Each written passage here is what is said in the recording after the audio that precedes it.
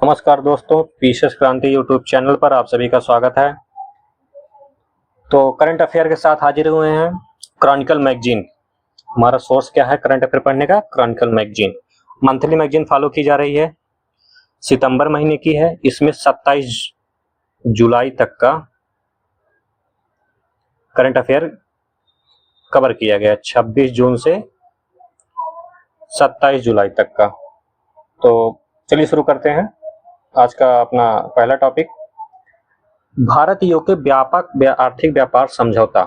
Headline आप देख रहे हैं, व्यापक आर्थिक व्यापार समझौता किसी किसके बीच हुआ है? भारत और यूके के बीच हुआ है। विस्तार से देखते हैं। 24 जुलाई 2025 को ब्रिटिश के चेकर्स स्टेट में प्रधानमंत्री नरेंद्र मोदी और ब्रिटिश प्रधानमंत्री केयर स्टारमर की उपस्थिति में भारत और यूनाइटेड किंगडम के बीच व्यापक आर्थिक व्यापार समझौता पे हस्ताक्षर हुआ है। कॉम्प्रहेंसिव इकोनॉमिक ट्रेड एग्रीमेंट, सेटा याद रखिएगा आप लोग। जैसे कहीं पूछेगा तो इंग्लिश मीडियम रहेगा तो सेटा याद रहेगा, तो आप इसको सही कर ले जाएंगे। व्यापक आर्थिक व्यापार समझौता क्या है? यह एक द्विपक्षीय व्यापार समझौता है। क्या है? द्विपक्षीय व्यापार समझौता है, जिसमें जो शुल्क कटौती, सेवाओं का आदान प्रदान, डिजिटल व्यापार, बौद्धिक संपदा और सरकारी खरीद जैसी क्षेत्रों को कवर करता है। कौन कौन से क्षेत्र कवर करते हैं ये आप देख चुके हैं, देख लिए हैं, ठीक। यह भारत का 16वां और सबसे व्यापक व्यापार समझौता है, जिसका उद्देश्य द्विपक्षीय व्यापार को $56 बिलियन से बढ़ा के कितना करना है? $112 बिलियन करना है, मतलब दोगुना करना है। देखते हैं अगला टॉपिक। भारत समुद्री निवेश मीट 2025। 9 जुलाई 2025 को लंदन में, कहा? लंदन में भारत समुद्री निवेश मीट का आयोजन किया गया। किसका आयोजन किया गया? भारत समुद्री निवेश मीट का आयोजन हुआ। भारत सरकार के पोत, नौवहन, जलमार्ग मंत्रालय द्वारा आयोजित इस मीट का उद्देश्य था वैश्विक समुद्री साझेदारी को सुदृढ़ करना, भारत के समुद्री क्षेत्र में निवेश के अवसरों को बढ़ाना था। क्या था मेन मकसद? वैश्विक समुद्री साझेदारी को सुदृढ़ करना, भारत के समुद्री क्षेत्रों में निवेश के अवसरों को बढ़ाना था, ठीक। कहाँ हुआ था ये याद रखिएगा, लंदन में हुआ था। लंदन में अगर पूछ ले वन लाइनर में भारतीय समुद्री निवेश मीट 2025 का आयोजन कहाँ हुआ था, तो भारत का कोई शहर दे दे तो आप लोग कंफ्यूज न होइएगा, क्या? लंदन मारिएगा ऑप्शन, ठीक। देखते हैं इसका अगला पॉइंट। आर्थिक स्थिति और निवेश प्रोत्साहन क्या है? भारत चौथी सबसे बड़ी अर्थव्यवस्था है, जहां शिपिंग और शिप बिल्डिंग में 100% एफडीआई की अनुमति है। ये समुद्री क्षेत्र में 100% एफडीआई की अनुमति दिया है भारत, ठीक। भारत समुद्री रणनीति क्या है? भारत समुद्री रणनीति देश की वैश्विक समुद्री शक्ति के रूप में स्थापित करने का है और बहुआयामी ढांचा है, हरित समुद्री है, डिजिटलीकरण है, बंदरगाह को आधुनिक बनाना है और वैश्विक कनेक्टिविटी को प्राथमिकता देना है। ग्रीन हाइड्रोजन हब, शून्य कार्बन लॉजिस्टिक, भारत में नेट जीरो करना है, भारत को नेट जीरो के प्रतिनिधि में अनुरूप करना है। फिर से इसको देखते हैं क्या क्या इनका रणनीति है। वैश्विक समुद्री शक्ति है, बहुआयामी ढांचा है, हरित युद्ध समुद्री है, डिजिटलीकरण है, बंदरगाह को आधुनिक बनाना है, वैश्विक कनेक्टिविटी को बढ़ाना है और हाइड्रोजन हब के साथ शून्य कार्बन, भारत को कार्बन उत्सर्जन में नेट जीरो की अनुरूप विकसित करना है, ठीक। देखते हैं अगला टॉपिक। भारत में आर्थिक समानता में उल्लेखनीय सुधार, विश्व बैंक की रिपोर्ट है। इसकी रिपोर्ट है विश्व बैंक की। ये महत्वपूर्ण है। कैसे महत्वपूर्ण है इसको देखते हैं आगे। 5 जुलाई 2025 विश्व बैंक की रिपोर्ट के अनुसार 2011-12 और 2022-23 के बीच भारत में असमानता में उल्लेखनीय कमी आई है, जिससे भारत वैश्विक स्तर पर चौथा सबसे अधिक समानता वाला देश बन गया है। कौन से नंबर पे? चौथा सबसे अधिक समानता वाला देश बन गया है। विस्तार से देखते हैं। ग्रीन इंडेक्स और वैश्विक रैंकिंग। भारत का गिनी सूचकांक 25.5 है, जो कि स्लोवाक गणराज्य स्लोवेनिया बेलारूस के बाद दुनिया का चौथा सबसे अधिक समानता वाला देश बना हुआ है। क्या बनाता है देश? चीन 35.7 है, अमेरिका 40.8 है। ब्रिटेन की तुलना में भारत की स्थिति बेहतर है। अत्यधिक गरीबी में गिरावट। 2011-12 में भारत में अत्यधिक गरीबी थी, ठीक, 16.2% थी, जो कि 2022-23 में कितनी बची है? घटकर 2.3% रह गई है। ये बहुत बड़ा अंतर है, 14% का लगभग अंतर है। पिछले दशक में 17.10 करोड़ भारतीयों को अत्यधिक गरीबी से बाहर निकाला गया है। कितने लोगों को? 17.10 करोड़ भारतीयों को अत्यधिक गरीब जो थे उनको जो है अभी सामान्य में ला दिया गया है। आगे देखते हैं, असमानता की कमी के कारण क्या है? सरकार ने असमानता में कमी का श्रेय पिछले एक दशक में लागू की गई विभिन्न योजनाओं को दिया, जिनका उद्देश्य वित्तीय पहुंच, कल्याणकारी योजनाओं का लाभ, कमजोर तबकों को समर्थन रहा। जैसे अभी इस समय देख रहे हैं आप लोग जो है प्रधानमंत्री अन्न योजना चल रहा है, प्रधानमंत्री आवास योजना चल रहा है, तो यही सब माध्यम से सरकार जो है, प्रधानमंत्री किसान समृद्धि योजना चल रहा है, इसी सब के माध्यम से डायरेक्ट खाते में पैसा देके और उनके आजीविका में और सुधार करके, पोषण में सुधार करके जो है उनको अत्यधिक गरीबी से थोड़ा ऊपर उठाया है। कितने लोगों को? 17.10 करोड़ लोग, ठीक। गिनी सूचकांक क्या है इसके बारे में देखते हैं। यह एक संख्या है जो किसी देश या क्षेत्र में आय या धन की असमानता को मापता है। गिनी इंडेक्स 1 से 10 के पैमाने पर आय और संपत्ति का वितरण और समानता को मापता है। 0 स्कोर पूर्ण समानता है और 100 पूर्ण असमानता है। समझ ले, 0 से 100 की तरफ चलता है 1-2 के हिसाब से। तो भारत का क्या है? भारत की जो रैंकिंग सूचकांक है 25.5 है। किससे? अमेरिका से बेहतर है। और किससे बेहतर है? चाइना से बेहतर है। चाइना से भी बेहतर है, अमेरिका से, ब्रिटेन से भी बेहतर है भारत की स्थिति समानता में, रिपोर्ट के अनुसार। चलिए देखते हैं अगला टॉपिक। भारत अफ्रीका कृषि और खाद्य सुरक्षा साझेदारी है। किसका है? भारत और अफ्रीका की कृषि के बारे में बात कर रहा है। 28 जून 2025 को जारी एक रिपोर्ट के अनुसार भारत और अफ्रीका के बीच कृषि और खाद्य सुरक्षा क्षेत्र में सहयोग को बढ़ावा मिल रहा है। कैसे मिल रहा है देखते हैं। कृषि में रोजगार। अफ्रीका की कृषि में लगभग 65% जनशक्ति कार्यरत है, लेकिन इसका जीडीपी में योगदान केवल 15% है। 65% लोग इसमें कार्यरत हैं कृषि में, जीडीपी 15% है। खाद्य आयात है, अफ्रीका का खाद्य आयात लगभग $50 बिलियन प्रतिवर्ष है और यह 2025 तक $110 बिलियन तक बढ़ने की संभावना है। कितना है? अभी आयात लगभग 50 है। अफ्रीका का खाद्य आयात $50 बिलियन है प्रतिवर्ष। यह 2025 में $110 बिलियन तक बढ़ने की संभावना। भारत की भूमिका क्या है इसमें? भारत ने अफ्रीकी देशों को सॉफ्ट लोन, तकनीकी सहायता, प्रशिक्षण, कृषि उपकरण प्रदान किए हैं। जैसे अंगोला और जिम्बाब्वे में कृषि उपकरण और प्रौद्योगिकी केंद्र भी बनाए हैं। कौन? भारत ने बनाया है। तो आगे देखते हैं।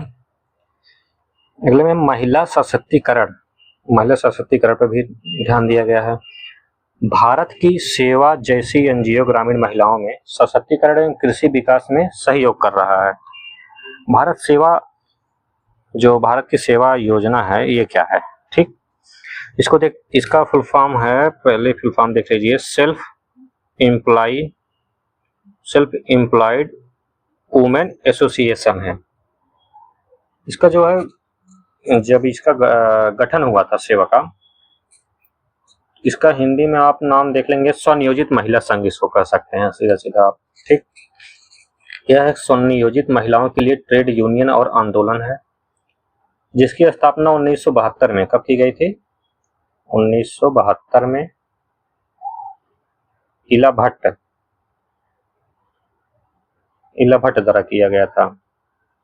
इसका मुख्य उद्देश्य स्वनियोजित महिलाओं जैसे रेहड़ी पटरी वालों, घरेलू श्रमिकों को, कारीगरों को एकजुट करना है और उनके अधिकार की जो अधिकार हैं उसको बताना है कि आपका ये अधिकार है। उसकी ये सेवा योजना और रक्षा करता है, उनको सहायता भी प्रदान करता है और उनके सुधार भी करता है। इसका तो भारत इसके तहत इसके सेवा योजना के तहत महिलाओं को सशक्त बना रहा है। कहाँ? अफ्रीका कृषि में। ठीक, देखते हैं अफ्रीका की कृषि में चुनौतियां क्या क्या हैं। अफ्रीका की कृषि में जलवायु परिवर्तन, सबसे बड़ी चुनौती जलवायु परिवर्तन ही होता है किसी भी कृषि में, और कमजोर अवसंरचना। जो खेती करने की उनके पास उपकरण है उससे भी वो लोग उनके पास नहीं है, इसलिए, और वित्तीय पहुंच की कमी है, पैसे की भी कमी है। इसके कारण जब इतनी, देखिए जब मेन सभी तीनों चीज कमी है तो फसल उत्पादन घटेगा ही, और मौसम परिवर्तन की वजह से उपज में नुकसान भी अधिक होता है। इसके कारण उत्पादकता कम रहती है और खाद्य सुरक्षा का संकट गहरा हो जाता है। देखते हैं अगला टॉपिक। अगला अपना है United nation conference on trade and development. ये क्या है तो देखते हैं। इसको विश्व निवेश रिपोर्ट आई है। संयुक्त राष्ट्र व्यापार एवं विकास सम्मेलन द्वारा प्रकाशित विश्व निवेश रिपोर्ट 2025 में विकासशील देशों के में विदेशी प्रत्यक्ष निवेश FDI, इसको अभी डिटेल में आगे देखेंगे, कि स्थिरता और सतत विकास लक्ष्यों में घटते निवेश को चिन्हित किया गया है। FDI वृद्धि 2024 में अफ्रीका में FDI 75% बढ़कर कितना हो गया था? 97 अरब डॉलर पहुंच गया था। मुख्यतः मिस्र के मेगा प्रोजेक्ट के कारण। निवेश ठहराव क्यों नहीं हुआ? विकासशील देशों में कुल FDI का प्रवाह स्थिर रहा, जिससे रोजगार सृजन और संरचना विकास प्रभावित हुआ है। SDG निवेश में गिरावट 2024 में SDG आधारित सतत विकास लक्ष्य जो थे उस पर आधारित निवेश में 25% से अधिक की गिरावट दर्ज की गई है, और संरचना, नवीकरण, ऊर्जा और कृषि खाद्य प्रणाली प्रभावित हुई है। केवल स्वास्थ्य क्षेत्र में 25% की वृद्धि हुई है। आगे देखते हैं वित्तीय जोखिम। अंतरराष्ट्रीय परियोजना वित्त सौदों में गिरावट विशेष रूप से LDC SID निवेश अंतर को अवगत करता है। बहुत अपने लिए खास नहीं है, बस इसको ऐसे पढ़ लीजिएगा, एग्जाम पॉइंट ऑफ व्यू से इतना इंपॉर्टेंट नहीं है। ये FDI इंपॉर्टेंट है। क्या है? विदेशी प्रत्यक्ष निवेश। यह दीर्घकालिक निवेश होता है। क्या होता है? दीर्घकालिक होता है। ये आपका FDI में कभी स्टेटमेंट पूछ सकता है कि दीर्घकालिक है कि अल्पकालिक है। तो दीर्घकालिक निवेश होता है जिसमें कोई विदेशी संस्था किसी देश में उत्पन्न इकाई, कार्यालय या संयुक्त उद्यम स्थापित करता है। जैसे कोई कंपनी आग लगाता है, जैसे अपने यहाँ हुंडई है और क्या कहते हैं टोयोटा है, ये सब विदेशी कंपनियां हैं। अभी टेस्ला भी आ गई है। ऐसे फोन में भी देख लेंगे तो FDI जो है विदेश से ज्यादा आए हैं। यह निवेश न केवल पूंजी और तकनीक लाता है बल्कि रोजगार के अवसर भी उत्पन्न करता है। तो FDI याद रखिएगा, दीर्घकालिक है, विदेशी संस्था किसी कार्यालय या उद्यम को करता है, स्थापित करता है किसी देश में, और रोजगार के अवसर भी उत्पन्न करता है। देखते हैं अगला पॉइंट। कृषि एवं संबद्ध क्षेत्रों में NSO की सांख्यिकी रिपोर्ट। NSO क्या है ये आगे देखते हैं। NSO नेशनल स्टैटिस्टिक्स रिपोर्ट है, ऑफिस होता है, और ये इनकी रिपोर्ट आई है। क्या आई है? 27 जून 2025 को राष्ट्रीय सांख्यिकी कार्यालय द्वारा कृषि और संबद्ध क्षेत्रों के उत्पादन के मूल्यों पर सांख्यिकी रिपोर्ट 2011-12 से 2023-24 प्रकाशित की गई है। 2011-12 से 2023-24 तक प्रकाशित 11-12 साल की रिपोर्ट जो है एनालिसिस किया गया है। क्या है? GVA वृद्धि। GVA क्या है? Gross value added. ठीक, ग्रास वैल्यू एडेड। कृषि एवं संबद्ध क्षेत्रों का सकल मूल्य वर्धन। सकल मूल्य वर्धन क्या है? मतलब ग्रास वैल्यू ऑफ एडेड। ठीक, 1500 2000 करोड़ 2011-12 में से बढ़कर 4878 हजार करोड़ हुआ है। कितने की वृद्धि हुई है? 225 की वृद्धि हुई है। जीवीओ वृद्धि क्या है? इसकी स्थिरता पर सकल उत्पादन मूल्य 1908 हजार करोड़ से बढ़कर 2949 हजार करोड़ हुआ है। कितनी वृद्धि हुई है? 54% की वृद्धि हुई है। फसल क्षेत्र में योगदान 2023-24 में जीवीओ में फसल क्षेत्र का योगदान 54%, अनाज और फल सब्जियों को मिलाकर 52.5% का हिस्सा है। आगे देखते हैं रोजगार में उत्तर प्रदेश, मध्य प्रदेश, पंजाब, तेलंगाना, हरियाणा ने अनाज जीवी और 53% योगदान दिया है। कितना दिया है? ग्रास वैल्यू ऑफ आउटपुट में 53% का योगदान दिया है। उत्तर प्रदेश का हिस्सा कितना है? 18.6% है, जो घटकर कितना हो गया है? 17.2 हुआ है। अभी कम हो गया पहले से और अब में। पशुपालन क्षेत्र देख लेते हैं। ग्रास वैल्यू ऑफ आउटपुट 488 हजार करोड़ 2011-12 में से बढ़कर 919 हजार करोड़ 23-24 में। दूध का हिस्सा इसमें कितना है?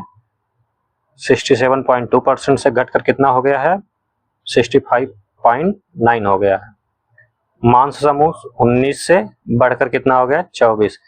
तो यहाँ पशुपालन क्षेत्र में क्या है? मांस का जो हिस्सा वो बढ़ गया है। कितना था पहले? 19 था, अभी कितना हो गया? 24। दूध का हिस्सा कितना था? 67 था, अभी हो गया 65, 2% घट गया है। और मांस का हिस्सा कितना बढ़ गया है? 5% लगभग। मछली पालन में और जलीय कृषि में भी देखते हैं। योगदान कितना है 11-12 में? 4.2%, बढ़कर कितना हो गया? 7%। अब देखते हैं जीविका उत्पादन का फसल मूल्य क्या है। यह किसी क्षेत्र में उत्पादित वस्तुओं और सेवाओं का कुल मूल्य होता है, जिसमें लागत घटाने से पहले मूल्य शामिल होता है। यह उत्पादन की मात्रा बाजार मूल्य पर आधारित होता है। कृषि में जीवियों का विश्लेषण, नीति निर्माण, बजट आवंटन क्षेत्रीय विकास के लिए अत्यंत महत्वपूर्ण होता है। तो आज के लिए इतना ही। इसका वन लाइनर हम देखेंगे अगली क्लास में, विस्तार से देखेंगे, वन लाइनर भी देखेंगे और एमसीक्यू भी देखेंगे। अभी तक आपको जो है 4 टॉपिक कवर कराए गए हैं। अब आपका योजना बच रहा है, इन्वायरमेंट बच रहा है, साइंस एंड टेक्नोलॉजी बच रहा है, जो कि अगली क्लास में एक एक टॉपिक करके डेली ये क्लास कराई जाएगी। तो आज के लिए इतना ही। धन्यवाद। मिलते हैं आपके साथ अगली क्लास में। चैनल को सब्सक्राइब करिए, लाइक करिए और शेयर करिए।